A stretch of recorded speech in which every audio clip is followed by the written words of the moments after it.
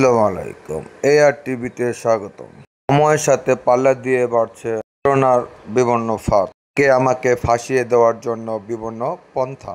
তাই রাস্তায় যদি দেখেন কেউ শুয়ে আছে বা বিপদগ্রস্ত অবস্থা পড়ে আছে, লোক যদি জমাট করে আছে, মানে বলো প্রথম দিকে যাবেন না, পর্যবেক্ষণ করে তারপর তাকে সহযোগিতা করতে যাবে। চলার পথে, ভ্রমণের পথে, যেখানে যান না কেন, অপরিচিত বা অর্ধ অপরিচিত লোক থেকে কোনো ধরনের খাবার গ্রহণ করবেন না, এমনকি তাদের দেওয়া কোনো কাগজও হাতে নেবেন না।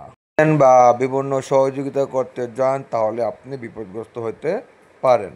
কেউ যদি আপনাকে ডাব খেতে দেয় তাহলে এমনভাবে কেটে দিবে যাতে বোঝা যাচ্ছে এটার ভিতরে কিছু নেই। কাটার পর ডাব নিবেন, কিন্তু তাদের দেওয়া পাইপটি নেবেন না। স্পুনের ভিতরে তারা এমন ধরনের কেমিক্যালে দেয় যেটা আপনার খাওয়ার সাথে সাথে আপনি অজ্ঞান হয়ে যেতে পারেন। তাই চলার পথে সাবধানতা অবলম্বন করবেন। যদি রাস্তায় অন্য কথা বিশ্বাস করবেন না, জন্য অনেক ভেবেচিন্তে অন্যকে সহায়তা করবেন।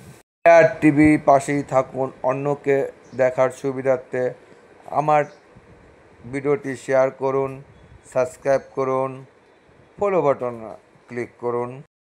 আবারও বলছি, যদি আবার আপনাকে রাস্তায় কেউ যদি ইচ্ছাকৃত ধাক্কা দেয় বা আপনিও যদি ধাক্কা খেয়ে ফেলেন, থেকে যতটা দ্রুত সম্ভব এড়িয়ে যাবেন এবং নিরাপদ স্থানে চলে আসবেন। আশেপাশে যদি কেউ থাকে বা পুলিশের সহায়তা নেবেন, আপনি নিরাপদ থাকবেন। সাবধানতা অবলম্বন করা উচিত। দেশের বর্তমান পরিস্থিতি অবস্থার উপর বিবেচনা করে বিভিন্ন ধরনের ফাঁদ তৈরি করে রেখে সাবধানে থাকার চেষ্টা করব।